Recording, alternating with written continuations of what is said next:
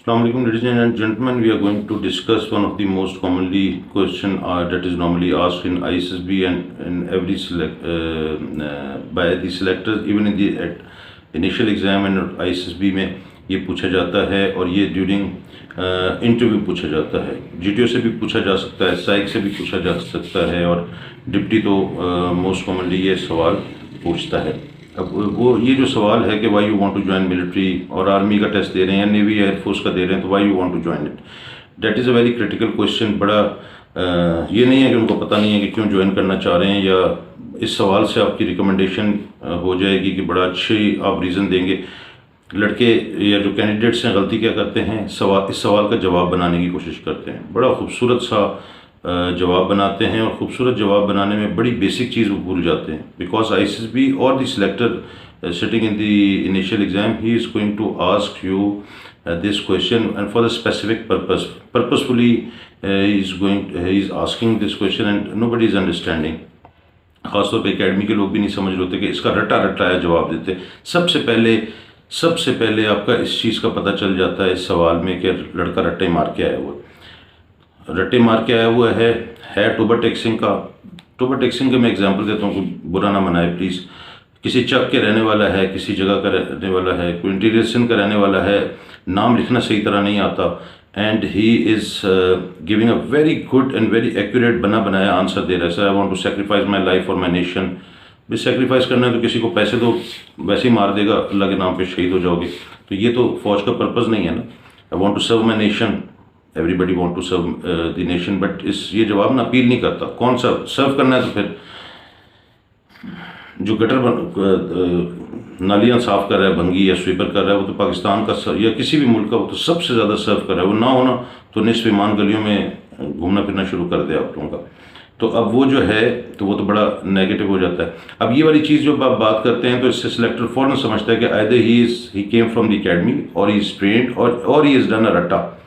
और अब एकेडमी में जो जहाँ बल्क ऑफ स्टूडेंट्स को बिठा कर लेक्चर या जो भी ट्रेनिंग दी जाने की कोशिश कर रही होती है वो बड़ा नेगेटिव हो जाता है। 30 लड़के बैठे, 40, 50, 100 लड़का बैठा है, उसको आपने ये ट्रेंड किया तो सिलेक्ट वो जो 40-50 लड़कों में से 100 लड़कों में से ऑलमोस्ट सिलेक्टर के पास 4-5 तो चले जाते हैं और उससे उसको पता चल जाता है कि फ्रॉम ऑलमोस्ट पिन पॉइंट भी हो सकता है। अगर कोई समझदार बंदा बैठा हो तो वो पिन पॉइंट कर लेगा कि इस एरिया में ये एकेडमी चल रही है और उसका ये हो रहा है। तो अब वो नेगेटिव हो जाता है, लड़का तो नॉट रिकमेंड होता ही होता है और आगे के लिए भी थोड़ा सा प्रॉब्लम बनना शुरू हो जाते हैं। तो अब ये जो है जवाब क्या देना चाहिए, जवाब होना चाहिए नेचुरल। अगर मेरे दिल में जो बात है ना, हम इधर से सोचते हैं दिमाग से, दिल में जो किसी चीज़ के लिए मोहब्बत होती है ना, अगर आपको आर्मी से मोहब्बत है या फौज से मोहब्बत है तो वो दिल से होती है। तो दिल की ज़ुबान एक डिफरेंट होती है और दिमाग की ज़ुबान जो है ना वो सोच सोच के अल्फाज बनाए जाते हैं। तो दिल की जो बात होती है वो तो निकलती है फिलबदी, उसमें लैंग्वेज बैरियर भी समटाइम्स नहीं होता। बड़े पते की बात है और बड़ी बारीकी की बात है, वो लैंग्वेज बैरियर भी नहीं होता क्योंकि वो दिल की ज़ुबान है, दिल में जैसे आती है ना वो वैसे ही निकलती है। अगर आप ये भी जवाब दे देना दिल से हो, बना के नहीं, दिल से हो कि फौज में नौकरी करना चाहता हूँ, अच्छी जॉब है, रिस्पेक्टेबल जॉब है, इस वजह से करना चाहता हूँ, तो हो सकता है ये जो सिंक्रोनाइजिंग है ना उसके साथ सिलेक्टर की अंडरस्टैंडिंग के साथ वो इसको ये अपील कर जाए। लेकिन आपका ये जो कि I want to sacrifice my life, somebody said हुआ है previously I want to sit on the tank, तो 20 रुपये लो किसी पार्क में चले जाओ, वहाँ टैंक शैंक खड़े होते हैं फौज के, चौक पे खड़े होते हैं मोनूमेंट के तौर पे, उस पर जाके 20 रुपये का टिकट लगाओ, ऊपर जाके तस्वीरें खिंचाओ, आर्मी में ज्वाइन हो जाएगा।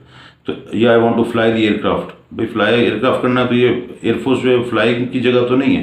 Flying is one of the part of the air force, it is a basically the military force जहाँ आपको पता चले कि why you want to join, मतलब आपके दिल की जो आवाज़ होती है ना कि जिस भी वजह से है वो जो नेचुरल जवाब है that is much better as compared to the pre planned answers that you have made in your mind और the answers that somehow the articulated or manufactured in your mind by the academy or by somebody or from the particularly from the Facebook पे आ जाना why you want to join army, इतने अलामा पैदा होते हैं और उससे क्या होता है कि लड़का नॉट रिकमेंड होता है। Be a natural, be realistic, सीधा आंसर, दिल की बात का जवाब दें, दिमाग से सुन के लोगों से अपने जवाब बनाने की कोशिश करें, अपने आप से सवाल करें यार मैं फ़ौज में क्यों जा रहा हूँ, मैं फ़ौज में इसलिए जा रहा हूँ, मैं गरीब हूँ और मेरे गरीब लोग हैं, तो एक अफसर बन जाऊँगा तो एक अच्छी बात है।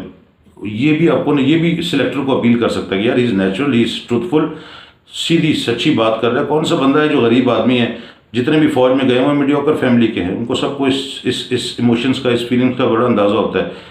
उनके वक्त में भी उन्होंने भी बड़े, जब सिलेक्ट हुए थे ना, तो सब ने बड़े शादियाने बजाए थे और बड़े इंजॉय किया था, अल्लाह ताला का शुक्र अदा किया था कि अल्लाह ताला ने कर दिया। गरीब बंदा है वो, अगर अच्छी एजुकेशन है, डेडिकेटेड है, डिटर्मिन्ड है और वो करना चाहता है, तो वो जो है ना आर्टिकुलेटेड का या फैब्रिकेटेड टाइप का जो आंसर है ना, ही विल नॉट रिप्लाई, और वो सीधा सा जवाब देगा।